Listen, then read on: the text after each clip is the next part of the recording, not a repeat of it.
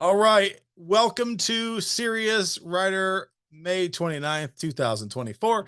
I'm Kyle. Bethany is actually at a conference with many of you club members. So if you're watching this later, as many of you do, you probably just saw Bethany and you're now with me. And yeah, no, my dog decides to come in as soon as we start recording. So um, ultimately, today I'm going to do a quick update on things of the industry.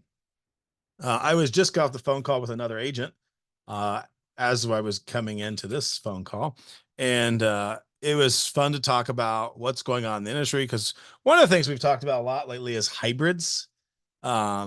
This agent called me very frustrated about a hybrid publisher, a traditional publisher who's now a hybrid publisher, and lawsuits and threats of lawsuits and all kinds of stuff. So I think we probably should talk about that situation. I'm not going to name any names. I'm not going to hint to any publisher, but I do think it is a good conversation about the industry at large right now. And what does that mean for you as an author to protect yourself? Because there are authors that my agency represents who are not happy with their publisher. And it's because they listened to the pitch of a publisher who overpromised, underdelivered, and then now is threatening other sources of action based on competitive agreements. And so hybrid is becoming a big thing. Hybrid publishing, as we talk about around here, is often called like hybrid publishing. It's called vanity press. It's called fusion publishing. Um, Generally speaking, if it's not traditional publishing, then a hybrid publisher will come up with some creative name to try to convince you that it's not hybrid publishing or vanity publishing, and it still is. And that means is they're making their money on you, not on any book sales. And they're going to give you a good product. It's going to look beautiful, but you're probably not going to sell many books. You're not going to sell any books with their help. You're going to be selling majority of the books on your own, and you're going to be paying a lot of money to do that. And so it was called vanity press, which was meaning you were just wanted to pay to have a very beautiful book done with your you wanted a great cover, you wanted a great editing, you wanted a great layout, and then you would have a great product that you could sell. And then it became hybrid was the next name because people wanted to get away from the vanity press because it had a negative connotation. A bunch of houses got sued that were vanity presses. And so then it became like a hybrid thing. Hybrid basically is the same thing. They say hybrid because they're assisting you with self-publishing, or it's basically they're giving you the terms of a traditional publisher, but you're paying for it. Um, it doesn't really matter how they pitch it. It's the same thing. They're making all the money. So on your book. Um, the terms I've heard thrown around recently, like fusion publishing, which is just doing it together. I've heard a few different houses calling it fusion publishing these days. Um, Assisted self-publishing has been thrown around as well. And so just know that any of those terms, if it's not a traditional book contract, it's hybrid in some degree. It's some version of it, and they all pretty much operate the same way.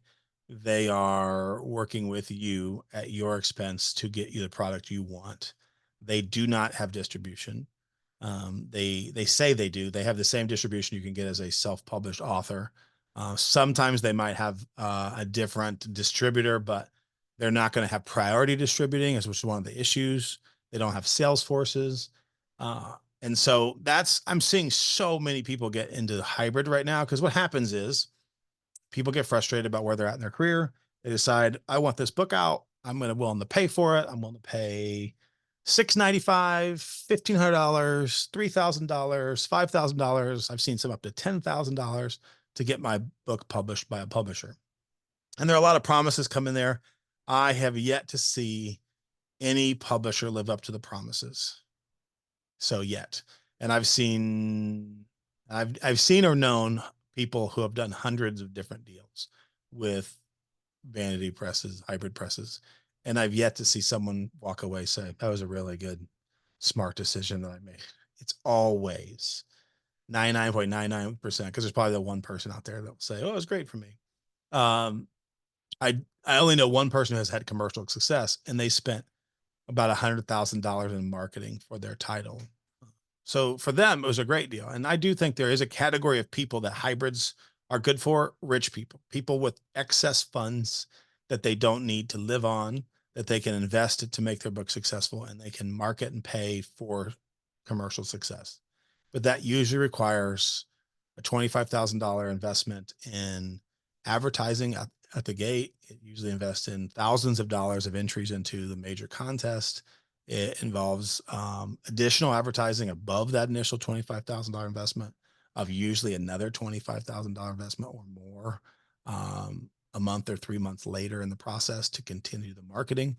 And so you're talking somewhere between $1,500 to really make it successful. If you don't have that kind of liquid capital sitting around that you don't need, then I don't know that hybrid is the right journey, right part, I guess, right partner for your journey. That's my opinion. I know people don't like when I say this because usually the fusion, the hybrids, the vanities, they're really smooth talkers, and they convince you that they're going to move the world for you. And the problem is, I see the book sales as an agent. I know these publishers are not selling books, and so that's the hardest part.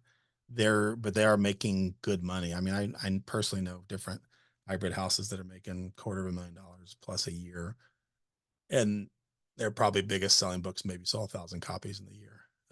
So they're not making on a book sales; they're making it on, they're putting out a lot of books every year, and they're getting their profit on the authors, and that's where the profit comes from. So I just wanted to. We've talked about this a bit lately because we've had some people come on and talk about hybrid publishing, and that's where everything's going for a lot of publishing houses because it's a way to make capital.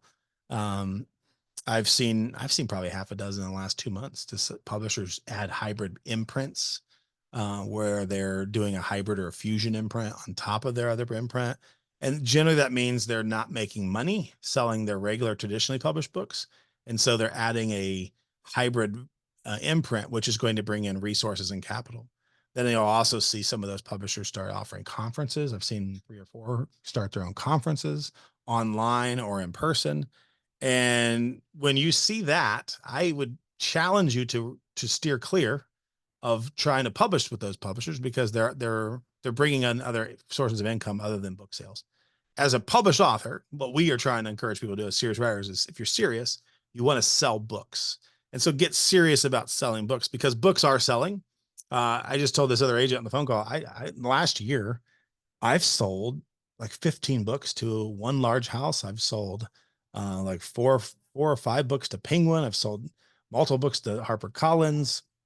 We've sold books to Hachette, all the big houses. Like sells, like books are selling right now, but it's people who are marketable, who have the ability to sell books and who have the capability of growing some kind of following, whether it's what we call platform, whether that's social media, whether that's email, whether that's website, whatever it is. That's who's being successful right now. And so all the time and energy that people are spending looking for other alternatives to traditional publishing, I think is better spent in looking for alternatives to grow your platform because platform metrics really drive everything. Bethany was just on a call last week with a bunch of agents, and the new thing that they're wanting is like the platforms are changing. The big with the TikTok scare that's happening right now, TikTok is not a reliable um reliable metric for platform. Neither is Facebook because Facebook can be manipulated. So Instagram is huge right now in platform, and so Instagram's kind of the big dog on the block. TikTok still can be very beneficial, but because no one knows if it's going to be around at the end of the year when the laws change. So TikTok is useful at the moment, but not useful long-term strategy. But having a large Instagram following and having a large, I think Twitter following is what's popular at the moment. And so those are some things to be aware of and how things change. And I got a question in the chat, so let me check it. Oh yeah, just statement. It's Melissa says that's awesome. You have sold so many books. Both my agents are working hard on getting my proposal out there. Yeah. And that's all you can do right now is get stuff out. Most of my Facebook, Twitter, and Instagram. Those are, yeah. I mean, just keep growing it, keep engaging. Platform. Michael Hyatt was talking about this 10 years ago. And it's still important. The issue is it's just changed how and why and what is important. And so although we have the conversation about platform, we have to understand the why the platform is important is not about numbers so much as it is, do you have an engaged platform that's going to purchase your product? That's the key when it comes to platform.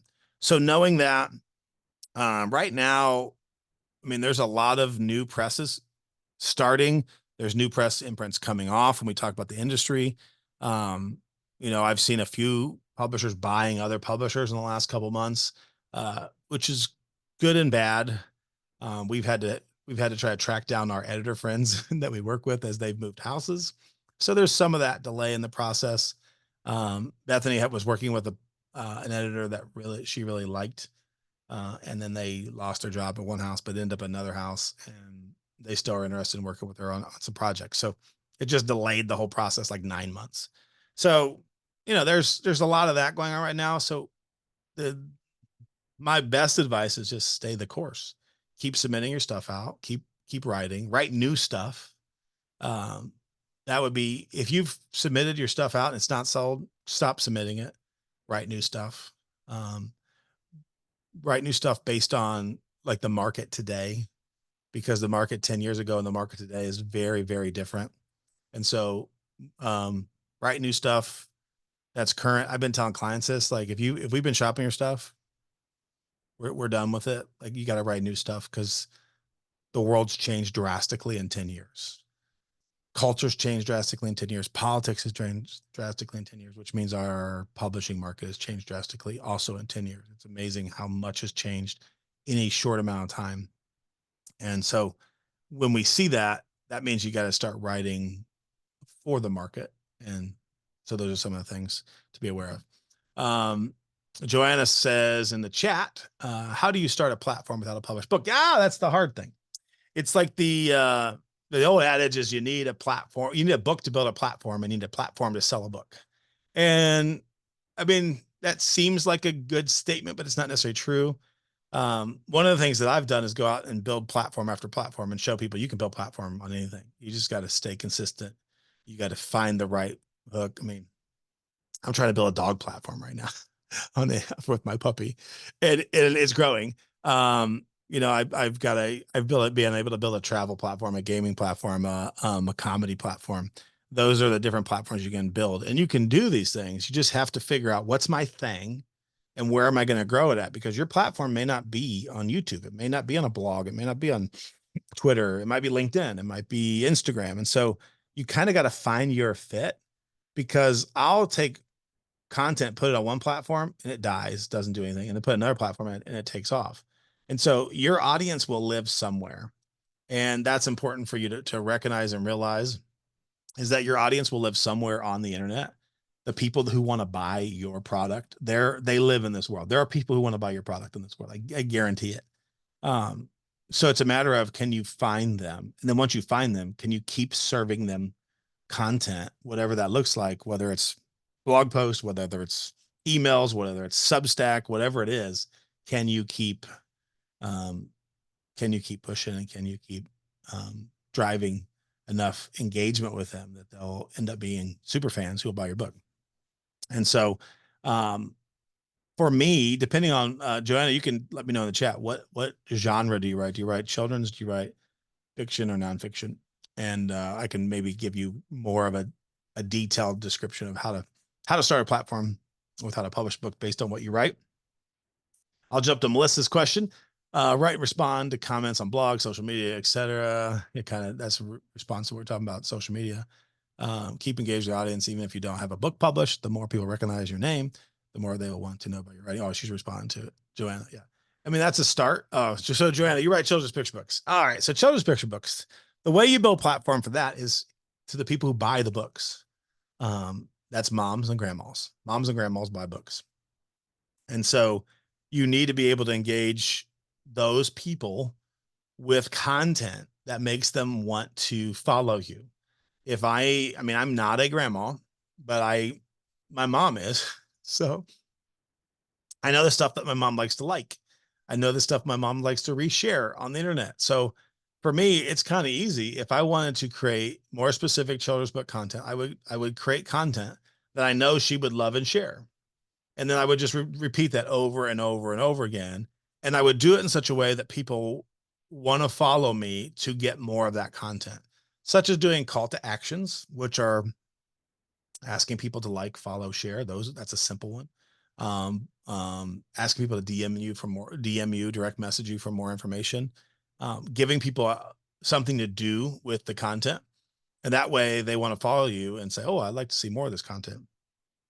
And children's picture books, it might be, if you're writing fiction, it might be how to select the best fiction book to engage the creativity of your child. Or, we all want to teach kids how to be the best versions of themselves, how to grow, how to read, how to write. And so you might do a top 5 children's books about having good character, top 5 children's books, top 5 humor children's books, and create posts like that to kind of get them um, to follow you, because now you become an expert. Well, I'm an expert at the best children's books. I mean, I personally follow, because I love movies.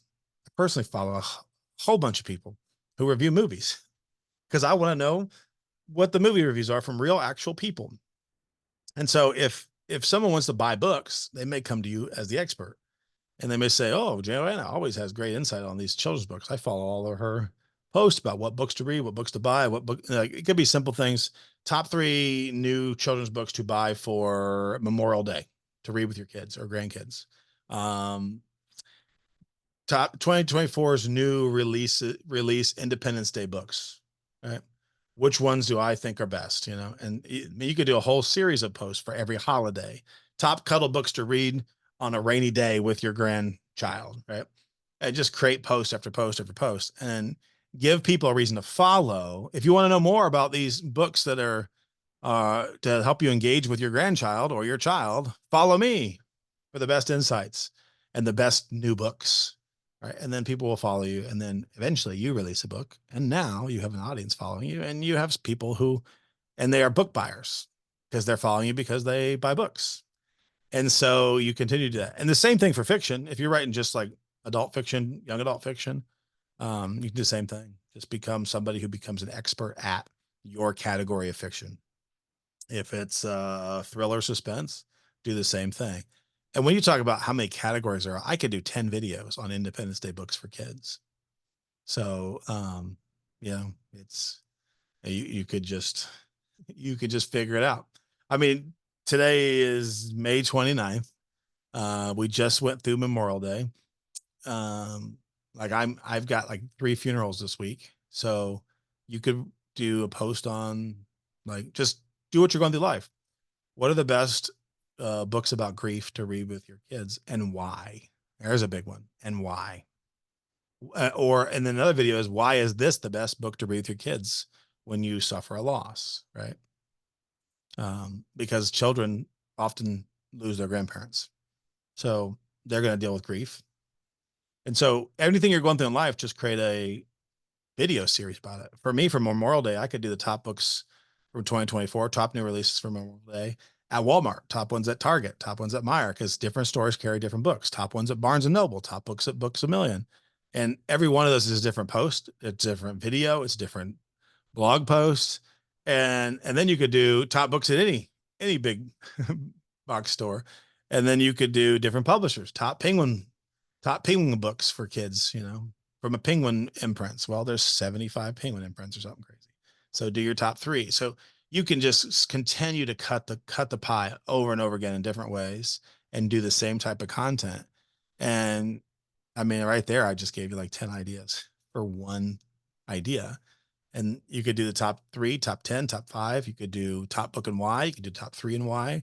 You could do a 30-second video. You could do a 5-second video. You could do a 60-second video, and it changes the way you interact. You could do, a series of the top 10 books. You do one video on each 10. So book number 10, book number 9, book number 8, and that's 10 more videos. Then you do a highlight video of all 10. That's 11 video, 11th video. And so really the content's easy to create if you know how to keep cutting the pie deeper and deeper and deeper and deeper and deeper into pieces and being able to create the content. And so that's, I know I'm spitting out a lot of information. Is this helping, Joanna? That's how you do it on social media. but you do those in videos, but I could also do those in blog posts. I can also do those in Substack posts. I can do those on Reddit as articles or posts on Reddit. I could do that on LinkedIn. I can do it in video format or on just written posts, like blog posts on LinkedIn. So you can use it as a written medium. You can do it as a video medium, and I could do it on YouTube, but I can do them longer. So I could do really long videos on YouTube. And so you kind of relay all that. Now I have a dog at my feet somewhere. I'll lay it down. She's being good. so, um, so that's just kind of the way it's beginning to train your mind to think. Okay, so here's an example. I watched a new movie on Netflix. It was called Atlas. I liked it. It was Jennifer Lopez. I knew it wasn't good acting so, the whole time I'm watching the movie, but I enjoyed it. But then I got on social media and like everybody was like tearing this movie apart. It got bad reviews. I actually thought it was an enjoyable time.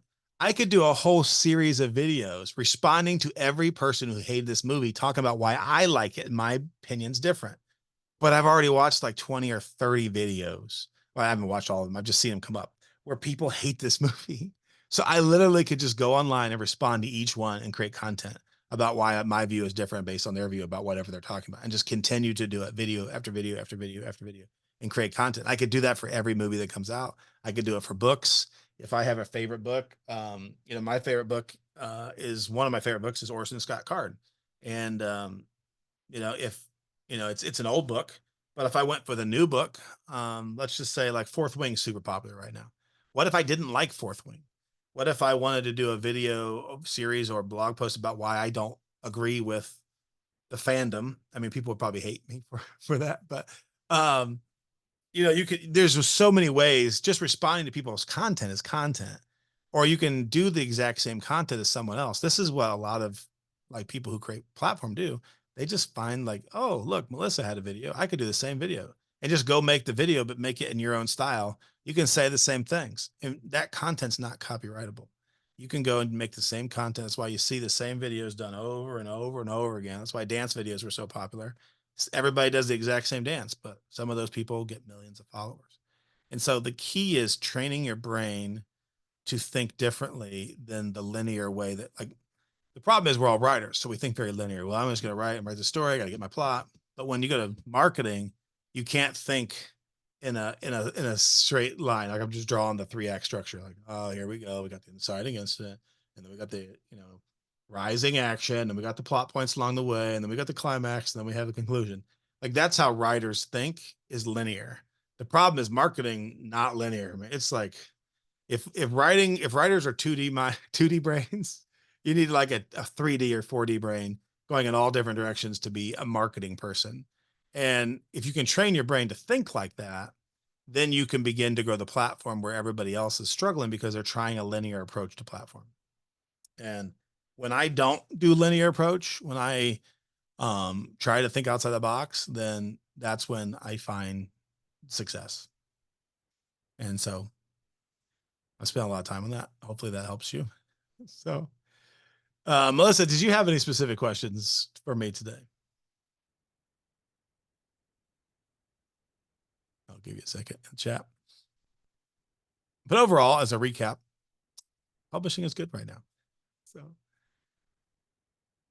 any update of the SW Serious Writer Conference in September? Yeah, there should be an email coming out like any day. I think Bethany was going to send out this week, and then I don't know what happened to that. I thought I was going to get sent out. So I would say look for it any day. I'm sure we'll be talking about it next Wednesday. But yeah, I think it's going to be an intensive, and there'll be a platform intensive at that event where we will be practically going and doing. I think the thing we're going to do this year is we did a lot of teaching last time with the platform version, and then people went home and some of them did it, some of them didn't do it. This year, I'm working on doing a very specific, like we're going to do this now. So we did some of that in Italy where we did like, I gave homework every day, go out and do this and come back and report on. Let's look at it. It was a little bit harder to do because we were in Italy, but they had plenty of content to do. So it's on Zoom. I don't believe it's on Zoom. Typically it's in person at the intensives. Yeah, I can ask. I don't know that it's on Zoom. I think it's all in person, but this year. But yeah, so there will be a platform teaching, which I think is really helpful. It's in the second weekend of September in North Carolina, Liberty, North Carolina. It's like in the middle of North Carolina. It's a great time. There'll be a fiction intensive, nonfiction intensive, children's intensive, and then ultimately there'll be a platform. Yeah, I'll be doing a platform kind of intensive as well, which I think is right now one of the most helpful things.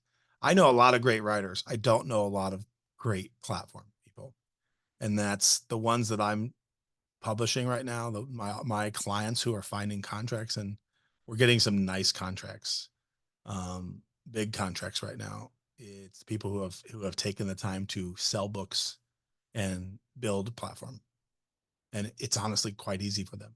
And I hate how easy it is for them compared to the average person. I mean, I love it as an agent. As an author who also writes, it's hard. So yeah, it's hard. Yeah. So yeah, there's the kind of the update. Like that's what you need to sell right now. And I think that's like right now we talked about how fiction's been a little slow lately. Nonfiction's had a hard time lately, kind of been dragging everything. Children's is also been a little slow, but we're also coming into a summer season where most things slow down. Sales are not as big.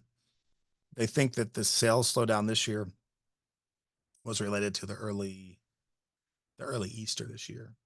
Next year's Easter's late, so they think that will actually balance the market out because you have more time for spring sales when you have another month, almost 30 days more between this year's Easter and next year's Easter on April 20th. But that's a lot of books get sold in the lead up to Easter. So when Easter's in March, it's really hard because you have such a short window of sales. Plus, you have winter in a good portion of the country, and so people don't go out as much. So having an April 20th spring Easter next year actually will be a good boon for the overall industry and sales. So it's amazing how something so simple as where Easter falls in the calendar can affect sales of books, but it does. So yeah. Any more questions from you guys in the chat, or we can? What I'll do is I'm going to stop recording. I'm going to give these guys one-on-one time because I know a lot of you are at a conference, and so that's the advantage of being here and not at the conference, is they get ask questions and we get to talk about their career. And so look for more information about the Serious Writer Intensive. Well, actually, the dates are going to come out for Italy here soon. I'm waiting. I actually waiting on a bus guy to get back with me so we can set the travel itineraries up for it, and then that'll date will be coming out for next year for the Serious Writer Tour 2025. I'm very excited about that. This year's was amazing, and yeah, so that's. Thanks for being with us. I hope those of you who were not here at the conference enjoy the conference and know that things are going well in the industry. Platform. Be very wary of hybrids. You're better off, in my opinion, to self-publish well yourself. And that means you're going to spend the same amount of money a publisher would spend. So $2,000 to $3,000 to release your book and market your book. And you're better off to do that than to give that money to a hybrid publisher. That's unless that money is just disposable money that you don't ever need to do anything for you. But so thanks for watching, and we'll be back with you next week. And listen, Joanne, stay on.